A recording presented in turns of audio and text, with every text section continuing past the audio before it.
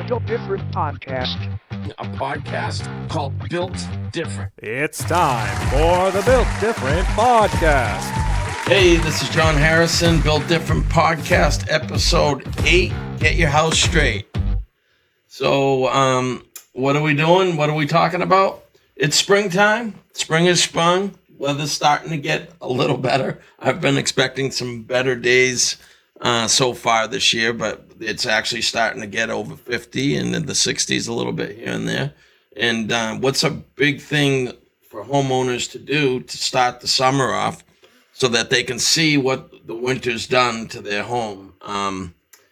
Every homeowner, everyone who owns a house, whether you have a multifamily that you live in or you own a single family home, there are things that the snow covers, or when it snows, it does certain things to the house or the roof that need to get addressed. And what better time to do it than over the summer? What better time to schedule it than in the spring? So I have my awesome wife here, Tina. Hey. Good morning. She has some questions that she's gonna ask about what some of the things are we should do to evaluate our home in the spring. And then we do have a list that we're going to put up at the end of the podcast that you can use and check off to kind of go through your house and see where you stand this spring. So Right. Tina, what do you got well, first off, Tina, Yes. what do you think of this spring so far? It's been chilly. That's for sure. And, what do you think? You think it's going to be a fun year, 2025? Oh, yeah. It's going to be a fantastic year. Yeah. I'm looking forward to it. Awesome. So you want to get right to the questions, I think, huh? Yes, I do. All right, go ahead. Ready. First question. How to identify rot? Okay, that's a great question because rot is something that happens in wood, in a lot of different construction materials, but there is evidence, almost everything that in a house that can be a detriment to the house, there's evidence you can look for. Probably one of the biggest things that I suggest homeowners always look for is anything that grows on the house that's not on the lawn and grass or shrubs, but actually on the house, and you see it started small and it's gotten bigger. Typically, that's evidence that there's things going wrong. Now, on decks, I always highly recommend people once a year. The easy way, take a garden hose and just go spray off. If you've got any algae starting to grow or anything like that, just spray it off. If you have vinyl siding, once again, the same thing. But what's the next big step you want to look for rot? If you have a seam in your vinyl siding, or you see where the foundation meets where the siding starts, and you see evidence of stuff growing in either the seams or between where the foundation and the siding start, that's evidence that there could be rot. It could just be evidence that things are starting to get worse. It may not be actual rot, but that moisture's in a spot where it shouldn't be on your house. Does that make sense? Am I explaining this It sure all right? does. What do you think, Kev? Am I explaining it all right? Yeah, it makes a lot of sense. Yeah. All right. Has any of you guys ever noticed any of that stuff in, Oh, yeah. in the I house? have. You have? Oh, yeah, definitely. And Where I have did- you seen it? Starting out at the bottom, like you said, where the basement is, the concrete, and then working its way up onto the side of the house. I've seen that. Yeah, Especially see if it? there's trees close by, I feel like it. That's funny you mentioned that, because that creates a lot of the issues for a house, is not keeping the shrubs or the trees cut back, because that not only does the foliage, if it lands in a bad spot and it starts to rot on the house or on a roof or whatever, it causes problems. But once moisture gets in that area between a house and a tree or a shrub, it holds that moisture in. In turn, it's probably the darkest place around the house or on the roof. So actually mold and rot grow in where there is not much sunlight. So that's a great thing. How about you, Kev? You said you. Yeah, no, I see it a lot, especially on exterior doors where they've got like the trim around. Yep. They've got like painted wood trim in it. At the very bottom, you always notice it's like rotted right there. Yeah, especially if it's like a metal threshold, right? Yeah. Where the door jambs meet the metal threshold. Yeah. Why do you think that is? I think it's because it's just sitting in the, like when it rains, it just sits in the water. That's right. The water just travels up. That is definitely a big reason that the metal holds the moisture right up against the wood, which is awful. But the second reason is because typically on a metal threshold, that metal is touching the heat inside the house and the cold on the outside. So what does metal do when it's cold on one side and hot on the other? To move, or No. it conducts the heat. That's what creates it. But what does that create?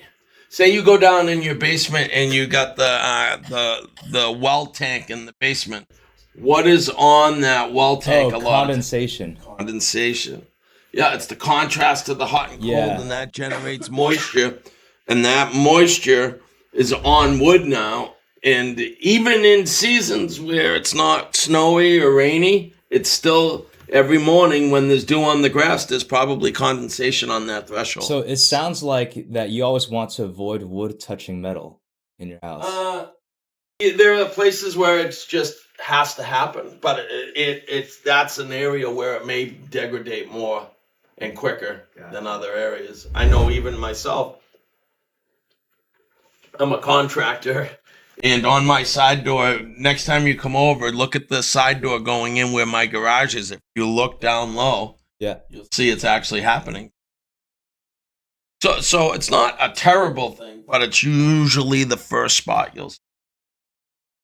That makes sense. That The makes a lot of second sense. thing I want to mention is a good place to be paying attention and looking for evidence that there may be rot underneath. Now, I do want to preface this with the fact that this is evidence of a good, very high probability of rot, but until you open stuff up, you really just don't know.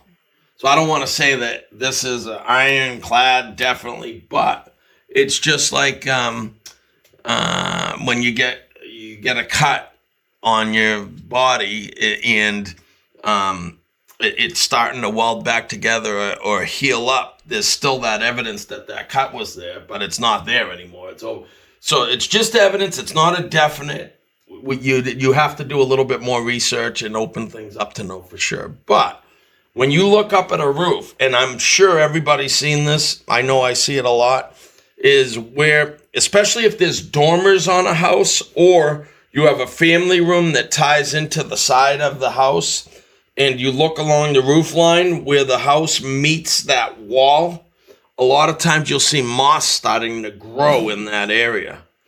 That is if it's to the point, like, so we're doing a roof in Georgetown coming up, and I think it's about a week. And they probably have mold that's that thick in that area. Oh, wow.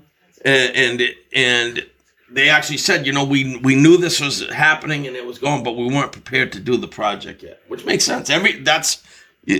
Everybody has that, where timing's a very important part of doing projects.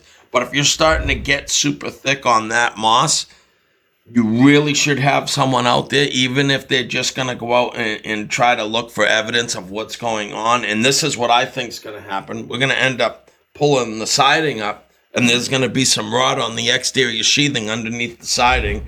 And I believe that when we pull those shingles up, there'll be rot running along that area where that is. Now, That go was ahead. going to be my next question. Okay. Way to know if your roof is still good. Yeah, that's perfect. This is, wow. It's like we planned this. You cut right in and you're like, that brings us right to the next question. So yeah, that's exactly right. And it's a big spot that you really want to pay attention to. Now, I want to also talk when it comes to roofs. If you start to see that little bit of, like, they usually start out about that big, and you see a bunch of white spots on your roof, and they're getting bigger and bigger and bigger. What's creating that? It's it's what the shingles are made out of, but it's also, you really need to have copper, some amount of copper in your shingle, because that helps to make that so it doesn't happen. But it's also moisture. And if you're seeing it where the shingles go like this, right? If you're seeing it right on the seams at the bottom of where the shingles are layered, there's a good chance that that moisture is getting drawn in the house. What's causing that? A couple different things. The insulation is probably not done right. And the plywood on the roof is got heat on one side of it and the cold on the outside, where actually that plywood should be the same temperature on the inside and outside. What causes that? A lot of times it can be caused by insulation being right up against the plywood, where you want to kind of hold that back a little bit so air can flow and keep it the same temperature. Sometimes zero insulation or breaks in insulation so that heat can get right up onto the interior plywood. Heat always draws moisture from a cold area typically, and that's something that can create some major issues. And these are really easy things to see. What's cool about what we're doing here today is me and Tina are going to talk about some of the easy things to see, but we're going to give you this list. This list is going to give you a checklist so you can go through and really feel confident that you've given your house a really good once over to know that it's in good shape after the winter and that you're good until the next spring. And really, a lot of things can happen in one season.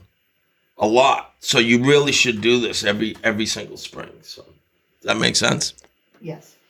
All right, T, you got more Okay, questions for me. next You've always got question. questions for me. Go ahead. Okay, is there an easy way to know when you need a new deck or if it's still good? I'm gonna start by saying there's no easy way unless you have timbers, any kind of wood on the deck that actually have holes in them. So if there's holes created, or you're walking on the deck and it actually moves and it's a wood deck because of rot, those are two really good things to look for. The second thing I would say is an important part is to look for separation. So if you're going to inspect this, you got a deck that's 6-8 feet off the ground. If it's lower, you're going to have to crawl on the ground. But you want to see, there's something called a ledger board, and that's the board that is fastened to the house that the joist or the members that come off are placed so the decking can go on top. But those are all nailed or hung into what's called the ledger board. If that ledger board's starting to separate from the house, that means absolutely moisture's getting in there. It means it wasn't flashed properly, and I'm not going to say 100%, but there's a very, very high probability that there's a lot of rot under there. What do you look for? What do you look for on a deck to try to catch that before anything happens? Is you want to look up at the joist. If you look up at that ledger board, you want to either see aluminum flashing or copper flashing or vinyl flashing, but something that's on top of that ledger board. So when water comes down, it pushes it out. Now, let's say you don't see any of that. A cool thing to look for that's kind of like a little bit of a hack is on the foundation underneath. So there's discolored water stains on the foundation. A lot of times what's going on is you're getting moisture back there, and that discolored water stain is from the wood that's rotting, or from foliage because sometimes foliage gets on the deck. People don't realize it till the next spring, and it rots up there and comes down through. And you got a good chance that you've got some things you need to address. The other big thing I would look for is to make sure whoever put the original deck in, especially if your house is built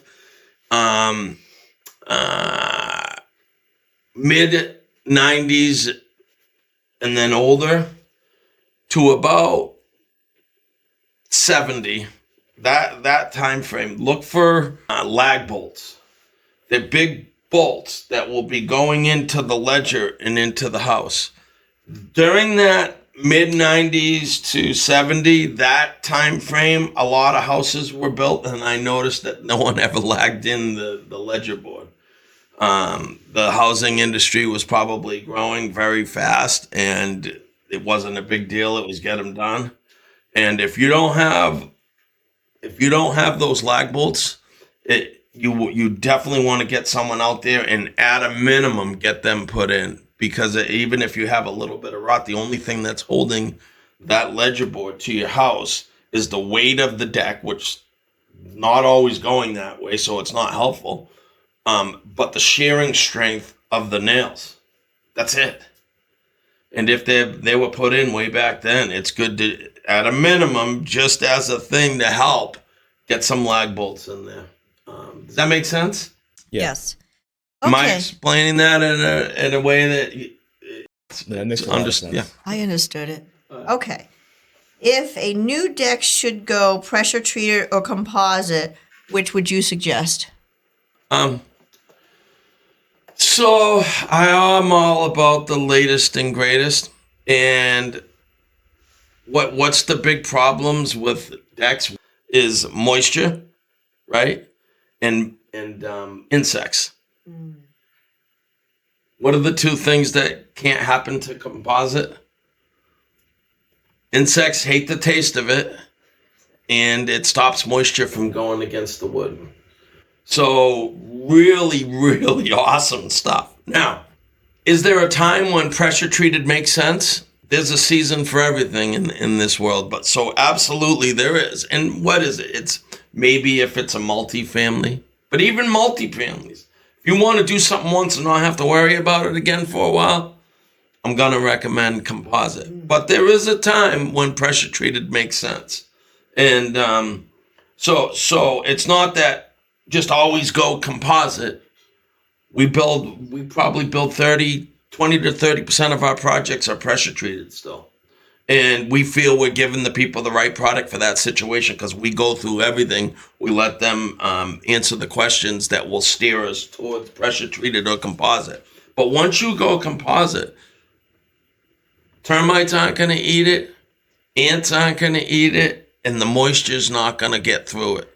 So it's really worth it. And the other cool part, and very rarely do people do it, on pressure treated, after the first 6 months, you got to put a sealer on that.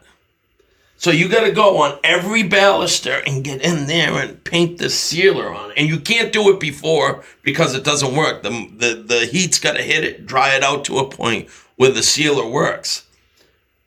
Then you're supposed to put that sealer on every 3 to 5 years. You go composite, like I said about spraying the vinyl siding or the composite decks. You just hose it off. Yeah. Every fall. Or even better, you have a company come in and power wash it. And now you've done all your maintenance on that.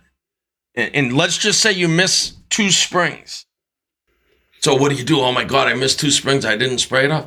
Just spray it off. Right. That next one, you're going to still get the stuff off. It just still will come off. You can go to the Home Depot and get specific material that will take the stuff off as well as spraying it, but it will still come off. It's definitely maintenance and as far as durability, the best route out there. Is there still a good reason to do pressure treated? Absolutely. Yeah, so what's the difference between pressure treated wood and regular wood, and when would you use either? Well, there was a time that a lot of people were using KD stock, which is regular, what you're calling regular kill wood. dried, right? Kill dried stock, and they were painting it, and what do you do? People would build decks out of it and paint it. Yeah. But there was a big code change about 3, 4 years ago where you can't anymore. You have to use pressure treated deck at a minimum. Yeah. Now, with composite decking, that composite deck still has pressure treated. It's Yeah. just it's got composite on top of it. You know what I Gotcha. mean? So that it doesn't So weather. why can't we use kiln-dried wood for outside? It rots very, very quickly. The bugs love the taste of it. So what makes the pressure-treated wood better for outside? It's treated with chemicals that once it's done being treated, way back it was treated with arsenic, Yeah. and people were getting they were getting splinters on their foot that was swelling up and really not Oh, good. jeez. Then now they do it with chemicals that are not bad for you, and it's chemicals that make it last longer. It doesn't stop, but it deters the bugs from eating it as quickly. Doesn't stop rot, but makes it last much longer than kill dry. I've seen kill dry decks. There was a local builder that used to use them on all his decks, and I saw in 2 years you'd have rot on them. 2 years. It's just not really the proper material Right. for exterior use. Does that make Yeah. sense? And why do you do that? Is it because Money. it's cheaper? Money. Same reason why I'm telling people to make sure you get lags. Yeah. Maybe it's got something to do with speed, getting it done faster. But you know, one of the big things with everything in this world is people do stuff because of what it costs, whether it's right or wrong. Right. You know, does that make sense? Yeah, that makes a lot of sense. Okay, next question. One of the best things you can do to increase efficiency of your house. That's really, really good question. And where I've always found the maximum potential for heat loss in a house is something that one of a guy's Chris was just talking about, and it's windows and doors. If you go to a house and it has 2 panes of glass, but there's no argon or OE, and you put your hand on that glass, I always do the back of your hand because it's a little more sensitive. You're gonna feel that glass is gonna be either hot like it is outside or cold like it is outside. It's just taking that temperature and transferring. Now, not only can you feel it on your hand, but that's radiating off that glass. Just the inefficiency of that glass, it is probably as bad, if not worse, than drafts. So even if you're noticing that you got drafts or you don't have very many drafts, but you have a very inefficient window, meaning, and you could just do a quick hand test. If it's cold out and you feel it and it's cold, or it's warm out and you feel it and it's warm. I've gotten ratings on exterior windows in the summertime when it's like 87, 88 of 150 degrees on the exterior of window. It holds that heat, and it really, really changes things. And when you put a good glass in an efficient window, it saves you a lot of money on your heating, but it's actually you save about 40% more trying to keep it cool in the summer. It's a huge saving. Yeah, and you're talking big major differences going from an inefficient glass or a very drafty house to just changing the windows, and it makes a massive change. Really, really big change. And a lot of times there's a couple different ways to replace windows. If you do something called the full frame, and you can talk to one of the project managers about that if they come out and look at your place. Now, not only can you replace the window, but that all around that frame can be insulated, whether it's with fiberglass or a window door spray foam, and you've tightened that whole situation up. And then I have people say to me, the inefficiency of the window allows me to have more, it's better for the house because it breathes better. And this is what I always say to them is, yeah, okay, it probably does breathe a little bit better, but wouldn't you rather be the one who decides how much it's going to breathe? Right. So you can just crack your window if you want some more breathe. You know what I mean? Why Simple. would you not know how much is escaping or coming in? Then you can just adjust it Exactly. with the glass that's in the window already. So Kev, any questions, thoughts? What about doors? Yeah, absolutely. Yeah, doors are definitely are something that would help as far as efficiency wise. And there's some great doors. If you have glass in the doors, um, it you definitely want to make sure it's a high. A lot of people think, all right, I got an efficient door, but they don't get the ratings for the glass. And what you want is a U factor of 0.27 and a solar heat gain of 0.19 to 0.24. If you see that on the glass for the doors, you know that it's pretty good. And what's kind of different about the efficiency levels is the lower, it's like a golf score. The lower the number, the better the efficiency. So,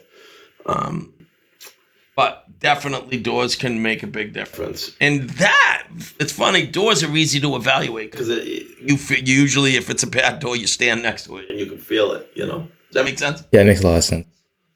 Storm doors are awesome. Do they help keep in heat and keep out the cold storm? Yeah, they're more of a windbreaker. Yeah. But you know what? When they really come into play the most is in the summertime. You can open your front door now, and now you can pull the screen down, and you get a nice draft coming in from the front of the house.